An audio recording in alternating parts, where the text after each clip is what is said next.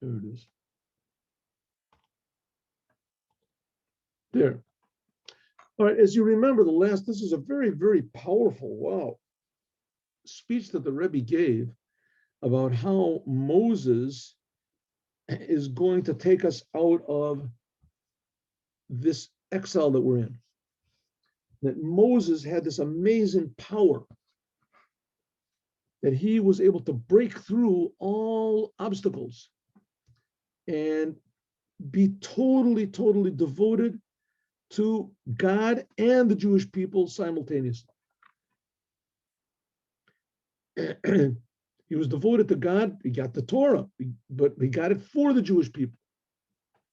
And he was always trying to bring the Jewish people to forget about themselves and think more about the Creator, who, after all, took them all out of Egypt and was providing for them food in the desert and water. And therefore, it's called Moshe, it's called Ishu Elokim. Moshe is called Ishu Elokim. And the Rebbe, he brought from Psalms, where in Psalm number 90, that it says, may the that Moses said this when he made the tabernacle. And he said, may the pleasantness of God be on us, right? The konanu, and it be permanent. Permanent. Let's see where we had this before. Konaneu. Anyway, it's at the end of the. So it says, Inoam Hashem Aleinu. It says that may it be that the pleasantness of God be on us, and that may the deeds, what we do, be permanent. Oh, here it is. And the work of our hands should be permanent. And the deeds of our hands, what we do, should be permanent. It says this is talking about the temple. And Moses did two things. He took the infiniteness of God and he brought it down into the world in a permanent way. So let's see. In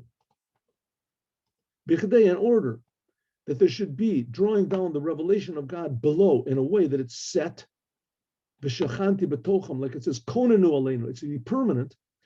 So in order to make God's revelation in the world in a set way, there has to be two things. Two opposite poles. It has to be God, who's infinite above the world, and it has to be world, which is in the world. It says, koach shehu nalem yed hanaga regila. It has to be that God is revealed. God, which is a power, the power of God, which is above all nature, which is above any of the conduct of the world, or like we just finished learning in the Mimer, even the conduct of the upper worlds. She'em koach sheyesh bo koach lachnis bo'olam gilei elokus.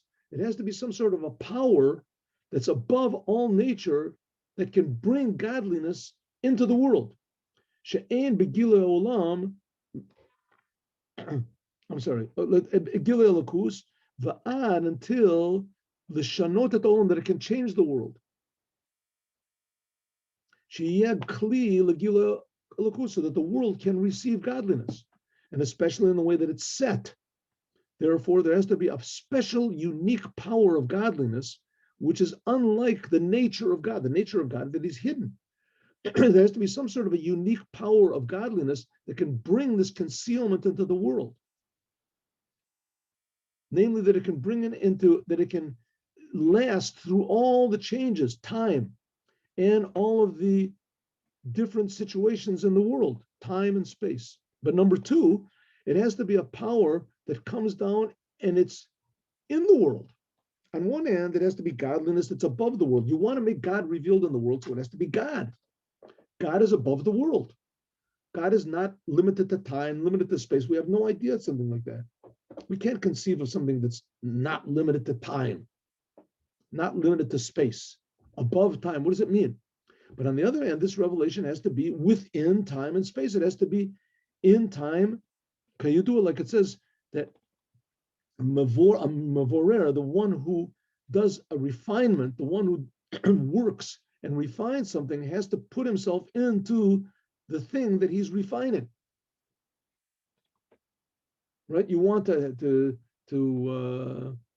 to convince somebody to be a good person. So you have to get into his psyche to try to understand who he is a little bit. Then maybe you can convince him. You want to fix up a car, so you got to get your hands dirty. You have to understand what a car is, and you have to get one. And for godliness to come into the world, it can't just be a type of miraculous godliness that's not relevant to the world. It's a miracle. It has to be a type of godliness that's a miracle, but that it's in nature. It has to be some sort of a power that can really be included in the natural world. The that can be revealed in a constant way. That's what the temple was, which is not the case if the revelation is miraculous above the world. Then it can't remain in a permanent way, only in a way that's surrounding, like it was, for instance, in Mount Sinai, or it was when Moses split the sea, or other miracles. They were temporary miracles. And when they went away, so also their impression also went away. After the amazing miracles of Mount Sinai, the Jews were able to worship the golden calf in one form or another, either actively, passively. So therefore, if you want to reveal godliness, konaneo, you want to reveal it in a permanent way, like it was in the temple everywhere. So there has to be two opposites. First of all, there has to be a power of God that's a miracle, that's above the world. But also it has to be in a way, a miraculous power has to be in a way that it can be accepted by the world. It can be part of the world. The world can reveal it. These two aspects, being above the world, godliness that's above the world, miracles, and that's in the world, that these are the two things,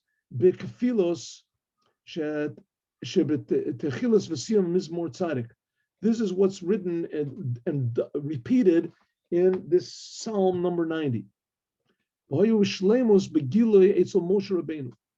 That these two things, that the pleasantness of God, right, should be the pleasant, that's the essence of God, but it should be revealed to us, and it's repeated again. And there was the essence of God above the world, but still it's in the world. That the first example of this breakthrough was Moses himself. Moses was like the plug that connected the essence of godliness with the world in a permanent way. Shua Mamutza, a machaber, that Moses was the connector that joins God and the Jews.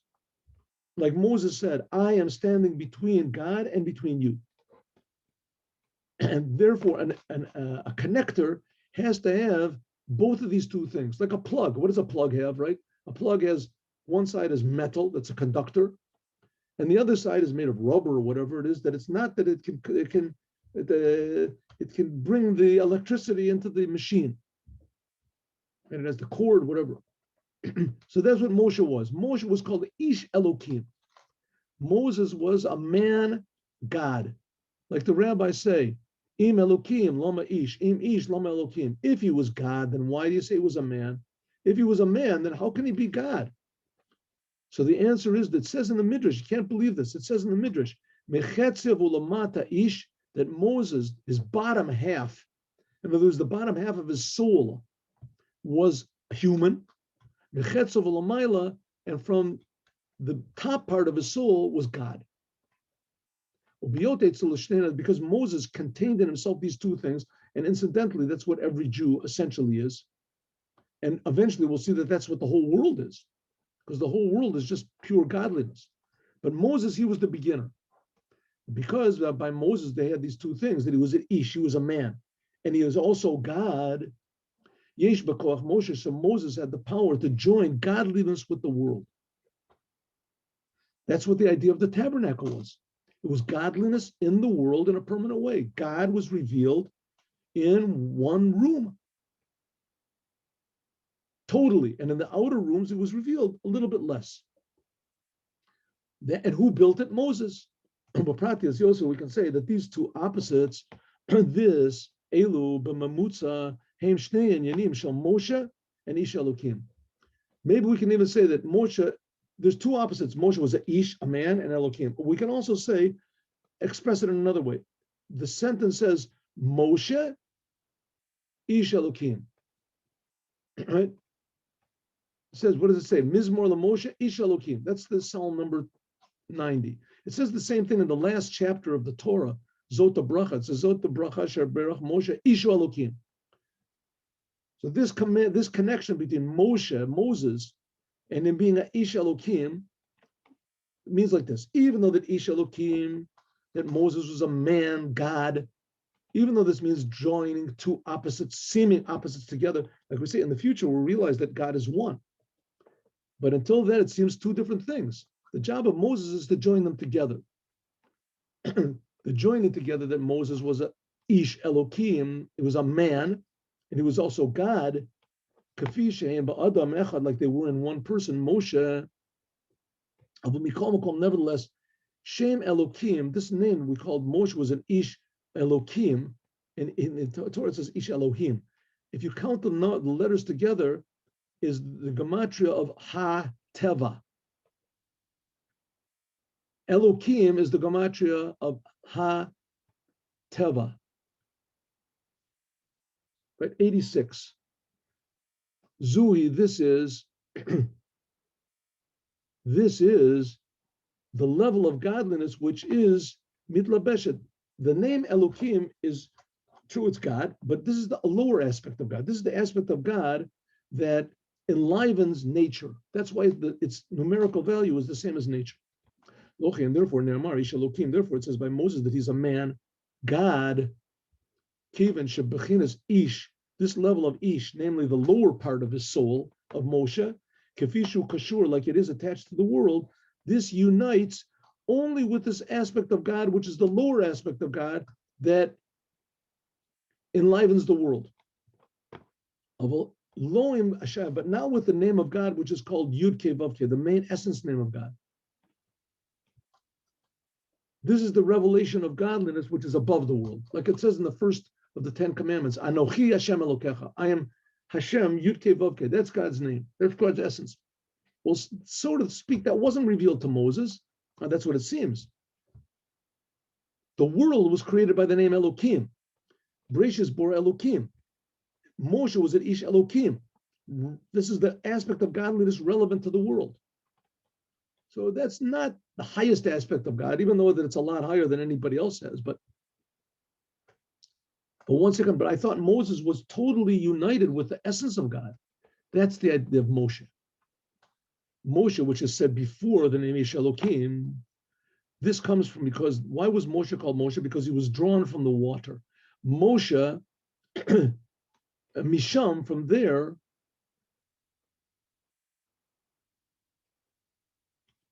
Min Hamayim Mishisiu, Mishem Ma, I'm sorry, from the name Mem Hey. It's one of the gematrias of God's name.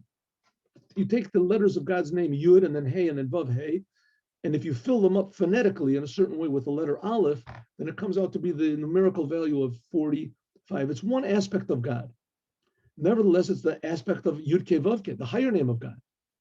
That's so. Therefore, Moshe, that he was drawn from the water indicates this name of godliness from the name Ma. This comes from the higher name of God, which is Havai. So Moshe's Ish Elokim, Ish is the lowest aspect of Moshe. He was a man. Elokim is the higher aspect of his soul, and there's even a higher aspect of Moses' soul that's attached to the essence of God. That's Moshe. Moshe was drawn from the water, which is above Ish Elokim. So if so, in this, what it says, Moshe, Ish Elokim, is hinted at three levels. Moshe is like attached, how he's attached to the essence of God. Ish is how he's attached to the world, and Elokim is this middle level of godliness. Elokus, which is above the creation, that's Moshe. But it's known that what it means that the source of the soul of Moses was from the Darga of Gavoa Ma'od was very, very high. Moses came from this level of water, Mayim. If you look at Mayim, also it's divided two times, this name Ma of God. Two times Ma is the gematria of Mayim. Alma discussed that this is the concealed world, which is above the earth and the dry land and water, where everything is concealed. It says by the Moshiach that the world will be filled with the knowledge of God like water covers the ocean. Moshe came from this level. Moshe was drawn from the water. Moshe was from the world, the concealed world, the essence of God. He was drawn out into Alma Diskali, to this revealed world, until he's drawn out that even in this physical world, here's Moses. Like Moses was a soul in a body, here below, nevertheless, it was still, everybody knew that he was drawn from the water. So Moses, even when he was in the world, he was davak begilui makoro lamaila, above. But dugmas, like a fish. That fish is always attached to its source in the water.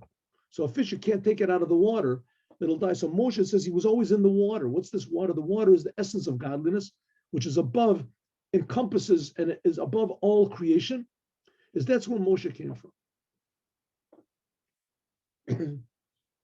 So we see, what was Moses' main thing? That he was so holy, that he did all these amazing things. What was his main thing? He brought the Torah. The Torah is the tree of life. With the Torah, there's no more death in the world. The Torah reveals the oneness of God in the world. And that was Moshe. Moshe's thing is to reveal the Torah in the world. But the purpose of the whole business is to reveal the oneness of God. That the whole world becomes holy. Like it says, a new world. That's what we said in the Mimer. A new world means also the non-Jews. All the non-Jews, they feel new. They feel renewed. They feel very important and miraculous. So it comes out, and this is all done by means of the Jews, and the Jews are only activated by means of the Torah and Moshe. So Moshe, Ish Elokim, Moshe, this indicates that how he's connected to the essence of God. Elokim is how he's the lower aspect of God that creates the world, and Ish is how Moshe is in the world. So Moshe, Ish Elokim, this indicates two things by Moshe. Number one, Moshe, this is the attachment with godliness, which is totally above the creation, which this gives the power to reveal godliness in the world. And the second part of Moshe, the lower part of Moshe, was how he was an Ish Elokim.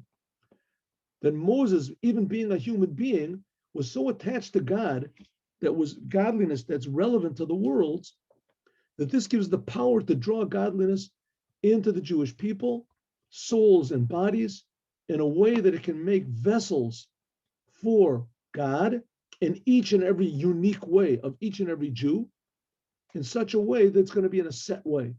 Reveal godliness. Every Jew is going to be like a little holy temple. And it'll make the whole entire world so happy. Every human being will see that they're being created handmade by God all the time. That'll reveal godliness in the world. God will dwell in among us. That's revelation of God. That's above the creation, will be in the creation. So the whole world will be like the holy temple. The whole world will be like the Holy of Holies. And every human being will feel infinitely meaningful and important to the creator of the universe. According to this, that of course, that will be the impetus for everybody to do what it says in the Torah, to worship only the creator, etc. That's why it says that in the future, there's not going to be any religions. All of the religions will realize that they've been, working on batteries, right? That they're not really connected to the creator who's creating them. They're connected to some power, go to heaven. That's small change compared to what God is doing right now. He's creating us, and then we'll feel this. That's what Mashiach will do. According to this, now we can understand why it says Maaseh Yadenu Konanu Aleinu or Maaseh Konanu. Why does it say double? May in the Psalm 90, right? May the deeds of our hands be established for us, and the deeds of our hands will be established. Why repeat it twice? Moshe, since that Moshe, he was the Mamutza Machaber. Moshe was the one who joined together godliness that's concealed with the world, and Moses, therefore, he contained two things: Moshe, the essence of God, and Ish Elokim, how to bring God into the world. Shalochi, and therefore, Moshe Lamata, again, it needs skills. Therefore, Moses, as he was in the world, and everything he did in the world, was eternal and set, firm. Koach habligavul, something that's unmovable. Begilui, in a revealed way. Like it's hinted at in the Mizmor, says, Me'on ata yitalanu bedor bedor. It's the same thing in Psalm number 690. It says, you were a fortress to us from generation to generation. Before the mountains were created, and from the world to the world, you are our God. Because 1,000 years in your eyes is like yesterday. And also it like yesterday. And also it continues, also the eternal time. In other words, by God, time is just a creation. God himself is beyond, above, beyond time. This, by the way, is maybe the time, people live in this world for accomplishments. People want to come. I want to be remembered. I want to be remembered that I did this. I want to be remembered. Right? I did it my way. Then maybe a person will build a big building. Then it'll be building a building will be called after him. But what does the person himself really get out of this? I mean, so a building is called after, but the person is dead. What does he get out of it? So the answer is the soul is eternal. And when a person does something in this world, it's eternal. So that remains eternal just like the soul does. So in other words, what it means is that people have to have in mind that the only one really watching us over here is God. We should do things according to God's standards. Let's not talk about going to heaven. If you want to call that heaven, but we're talking about here in the physical world. These things being really eternal. And we can't see eternal. But when you do something really that's good, you help somebody, you say a good word, you give charity, right? Then that thing becomes an eternal thing. Right? If you're honest, if you're hardworking, if you care, if you're loyal,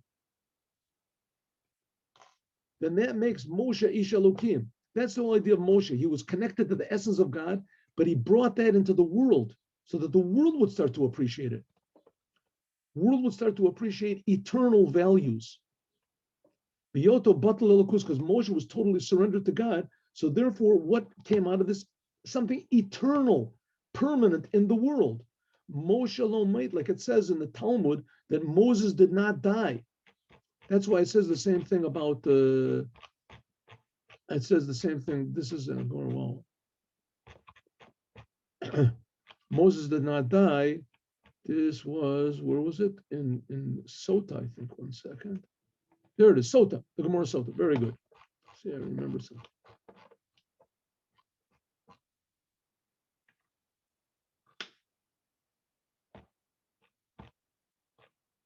Where are we now?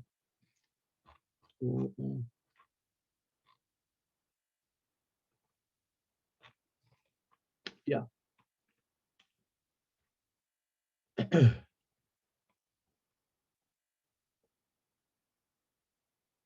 So that's why it says twice. Just like by Moses himself, there were these two things, Moshe and Ish Elokim. So also we have to say that's why it's repeated over. May our deeds of our hands be established. May they be established. We say it twice in the first in Psalms 90. There has to be drawn godliness in the world, godliness which is above the world, in a way that it's permanent and staying in the world. So we can say that this is the double. That the work of our hands should be firm, established.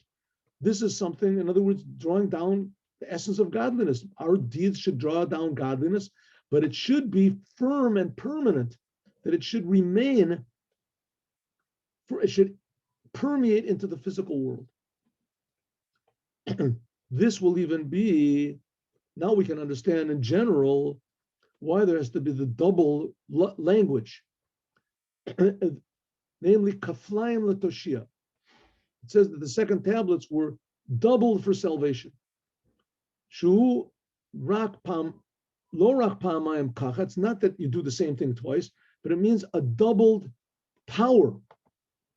Kefil kashur legeula, the future redemption will be doubled and redoubled. Extra and extra godliness will be revealed here.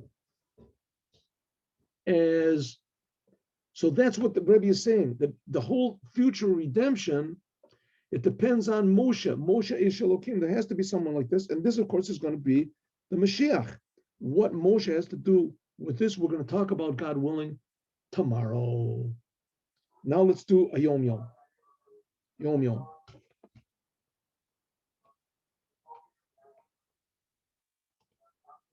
Shalom. Okay.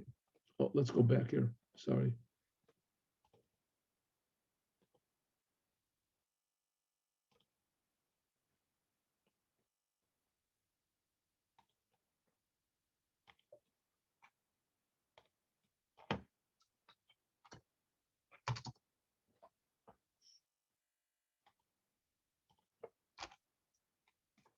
Ah.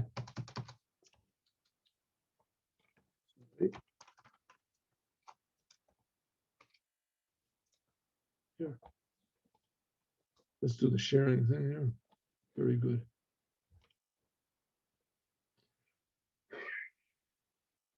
Do it.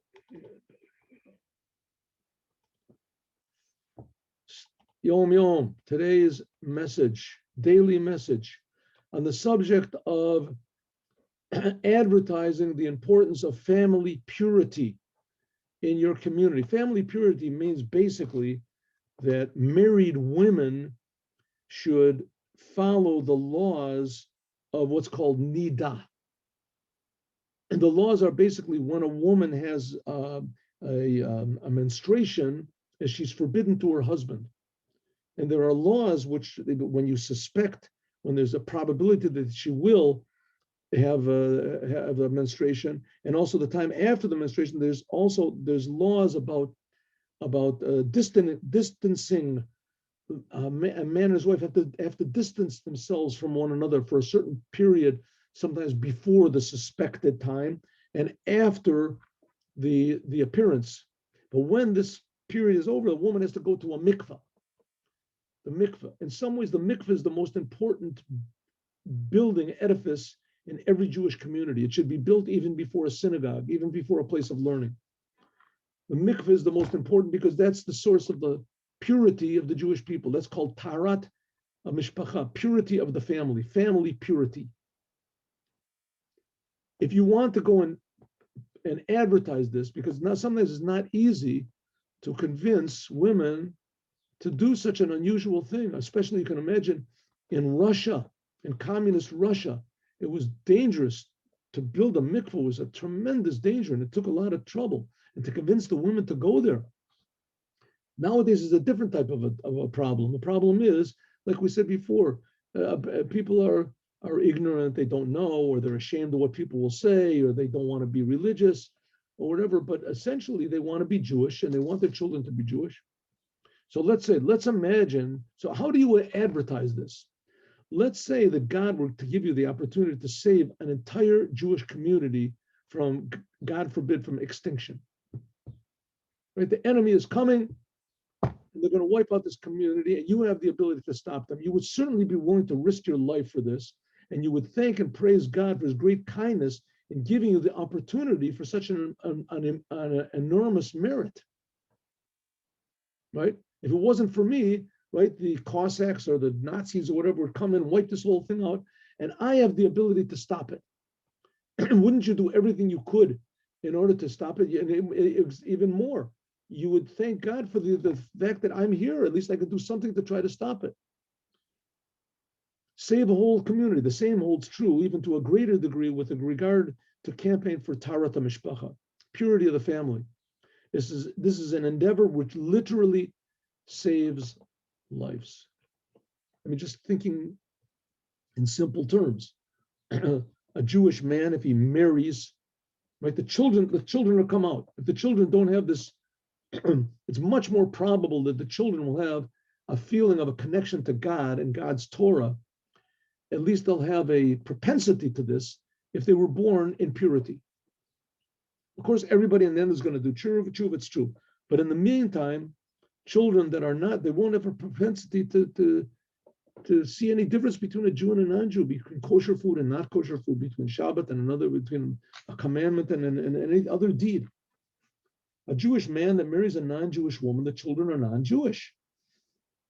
A Jewish woman that marries a non-Jewish man, it's very, very doubtful if the children will be educated in the Jewish way. And it all starts off with the inclination of the child. According to Judaism, the inclination of the children is affected very greatly by the family purity that their parents hold. So therefore, it's saving generations and generations by building mikvahs and encouraging people to use them. As we'll talk about more, God willing, have a good day with Moshiach now. See you at 3 o'clock, God willing.